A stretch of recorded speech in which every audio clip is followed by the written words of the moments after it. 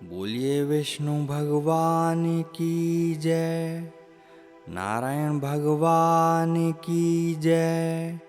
युधिष्ठिर ने कहा, जनार्दन, ज्येष्ठ मास के शुक्ल पक्ष में जो एकादशी पड़ती हो, कृपया उसका वर्णन कीजिए। भगवान श्री कृष्ण बोले, राजन, इसका वर्णन परम धर्मात्मा सत्यवती नंदन व्यास जी करेंगे, क्योंकि ये संपूर्ण शास्त्रों के तत्वज्ञ और वेद वेदांगों के पारंगत विद्वान हैं। तब वेदव्यास जी कहने लगे, दोनों ही पक्षों की एकादशियों के दिन भोजन ना करें। द्वादशी के दिन स्नान आदि से पवित्र हो, फूलों से भगवान केशव की पूजा करें। फिर नित्य कर्म समाप्त होने के पश्चात पहले ब्राह्मणों को भोजन देकर अंत में स्वयं भोजन करें। राजन, एकादशी को भोजन नहीं करना चाहिए। यह सुनकर भीमसेन बोले, परम बुद्धिमान पितामह, मेरी उत्तम बात सुनिए। राजा युधिष्ठिर, माता कुंती, द्रौपदी, अर्जुन, नकुल और सहदेव ये एकादशी को कभी भोजन नहीं करते तथा मुझसे भी हमेशा यही कहते हैं, भीमसेन, तुम भी एकादशी को ना खाया करो। किंतु मैं उन लोगों से यही कहता हूँ कि मुझसे भूख नहीं सही जाएगी। भीमसेन की बात सुनकर व्यास जी ने कहा, यदि तुम्हें स्वर्गलोक की प्राप्ति अभीष्ट है और नरक को दूषित समझते हो, तो दोनों पक्षों की एकादशियों के दिन भोजन नहीं करना। भीमसेन बोले, महाबुद्धिमान पितामह, मैं आपके सामने सच्ची बात कहता हूँ। एक बार भोजन करके भी मुझसे व्रत नहीं किया जा सकता, फिर उपवास करके तो मैं रह ही कैसे सकता हूँ। मेरे उदर में वृक नामक अग्नि सदा प्रज्वलित रहती है, अतः जब मैं बहुत अधिक खाता हूँ तभी यह शांत होती है। इसलिए महामुने, मैं वर्ष भर में केवल एक ही उपवास कर सकता हूँ, जिससे स्वर्ग की प्राप्ति सुलभ हो तथा जिसके करने से मैं कल्याण का भागी हो सकूं। ऐसा कोई एक व्रत निश्चय करके बताइए, मैं उसका यथोचित रूप से पालन अवश्य करूँगा। व्यास जी ने कहा, भीम, ज्येष्ठ मास में सूर्य वृष राशि पर हो या मिथुन राशि पर, शुक्ल पक्ष में जो एकादशी हो, उसका यत्न पूर्वक निर्जल व्रत करो। केवल कुल्ला या आचमन करने के लिए मुख में जल डाल सकते हो। उसको छोड़कर किसी प्रकार का जल विद्वान पुरुष मुख में ना डालें, अन्यथा व्रत भंग हो जाता है। एकादशी को सूर्य उदय से लेकर दूसरे दिन के सूर्य उदय तक मनुष्य जल का त्याग करें तो यह व्रत पूर्ण होता है। तदनंतर द्वादशी को प्रभात काल में स्नान करके ब्राह्मणों को विधि पूर्वक जल और सुवर्ण का दान करें। इस प्रकार सब कार्य पूरा करके जितेंद्रिय पुरुष ब्राह्मणों के साथ भोजन करें। वर्ष भर में जितनी एकादशियाँ होती हैं, उन सबका फल निर्जला एकादशी के सेवन से मनुष्य प्राप्त कर लेता है। इसमें तनिक भी संदेह नहीं है।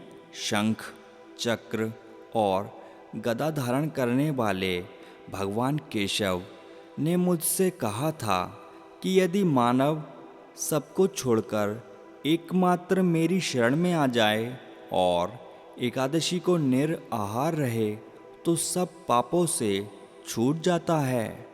एकादशी व्रत करने वाले पुरुष के पास विशालकाय, विकराल आकृति और काले रंग वाले दंड पाशधारी भयंकर यमदूत नहीं जाते। अंतकाल में वे पीताम्बरधारी सौम्य स्वभाव वाले, हाथ में सुदर्शन धारण करने वाले और मन के समान वेगशाली विष्णुदूत आखिर इस वैष्णव पुरुष को भगवान विष्णु के धाम में ले जाते हैं। अतः निर्जला एकादशी को पूर्ण यत्न करके उपवास और श्री हरि का पूजन करो। स्त्री हो या पुरुष, यदि उसने मेरु पर्वत के बराबर भी महान पाप किया हो तो वह सब इस एकादशी व्रत के प्रभाव से नष्ट हो जाता है। जो मनुष्य उस दिन जल के नियम का पालन करता है वह पुण्य का भागी होता है। उसे एक एक प्रहर में कोटि कोटि स्वर्ण मुद्रा दान करने का फल प्राप्त होता है। मनुष्य निर्जला एकादशी के दिन स्नान, दान, जप, होम आदि जो कुछ भी करता है वह सब अक्षय होता है। यह भगवान श्री कृष्ण का कथन है। निर्जला एकादशी को विधिपूर्वक उत्तम रीति से उपवास करके मानव वैष्णव पद को प्राप्त कर लेता है।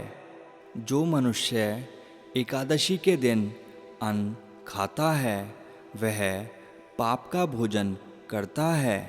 इस लोक में वह चांडाल के समान है और मरने पर दुर्गति को प्राप्त होता है। जो ज्येष्ठ के शुक्ल पक्ष में एकादशी को उपवास करके दान करेंगे वे परम पद को प्राप्त होंगे।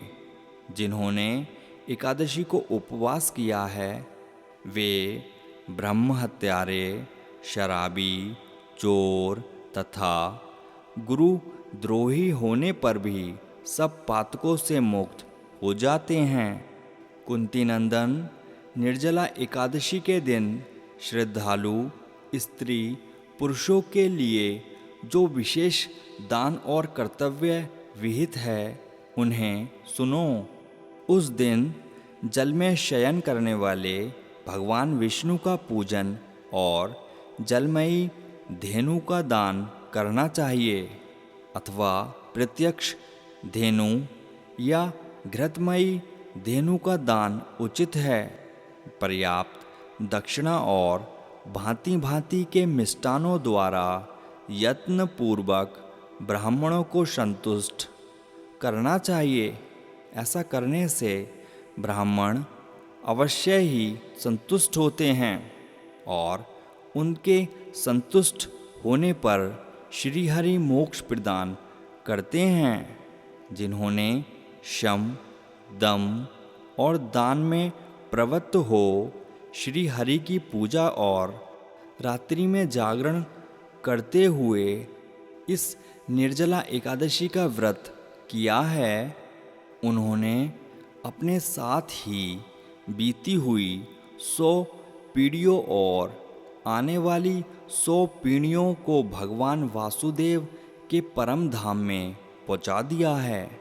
निर्जला एकादशी के दिन अन्न, वस्त्र, गौ, जल, शैया, सुंदर आसन, कमंडलू तथा छाता दान आदि करने चाहिए। जो श्रेष्ठ तथा सुपात्र ब्राह्मण को जूता दान करता है वह सोने के विमान पर बैठकर स्वर्गलोक में प्रतिष्ठित होता है। जो इस एकादशी की महिमा को भक्ति पूर्वक सुनता अथवा उसका वर्णन करता है वह स्वर्गलोक में जाता है। चतुर्दशी युक्त अमावस्या को सूर्य ग्रहण के समय श्राद्ध करके मनुष्य जिस फल को प्राप्त करता है वही फल इसके श्रवण से भी प्राप्त होता है। पहले दंत धावन करके यह नियम लेना चाहिए कि मैं भगवान केशव की प्रसन्नता के लिए एकादशी को निराहार रहकर आचमन के सिवा दूसरे जल का भी त्याग करूँगा। द्वादशी को देवेश्वर भगवान विष्णु का पूजन करना चाहिए। गंध, धूप, पुष्प और सुंदर वस्त्र से विधिपूर्वक पूजन करके जल के घड़े के दान का संकल्प करते हुए निम्नंकित मंत्र का उच्चारण करें। देवदेव ऋषिकेश संसारणवतारक उदकुम प्रदानेन नैमां परमां गतिम, जिसका अर्थ है संसार सागर से तारने वाले हे देव देवेश्वर, इस जल के घड़े का दान करने से आप मुझे परम गति की प्राप्ति कराइए। भीमसेन ज्येष्ठ मास में शुक्ल पक्ष की जो शुभ एकादशी होती है उसका निर्जल व्रत करना चाहिए। उस दिन श्रेष्ठ ब्राह्मणों को शक्कर के साथ जल के घड़े दान करने चाहिए। ऐसा करने से मनुष्य भगवान विष्णु के समीप पहुंचकर आनंद का अनुभव करता है। तत्पश्चात द्वादशी को ब्राह्मण भोजन कराने के बाद स्वयं भोजन करें। जो इस प्रकार पूर्ण रूप से पापनाशिनी एकादशी का व्रत करता है वह सब पापों से मुक्त हो अनामय पद को प्राप्त होता है। यह सुनकर भीमसेन ने भी इस शुभ एकादशी का व्रत आरंभ कर दिया। तब से यह लोक में पांडव द्वादशी के नाम से विख्यात हुई। बोलिए विष्णु भगवान की जय, नारायण भगवान की जय, एकादशी माता जी की जय। अगर आप कथा सुन रहे हैं और हमारे चैनल पर नए हैं तो प्लीज़ चैनल को सब्सक्राइब करें, वीडियो को लाइक करें, शेयर करें और अपना सुझाव हमारे कमेंट सेक्शन में ज़रूर मेंशन करें।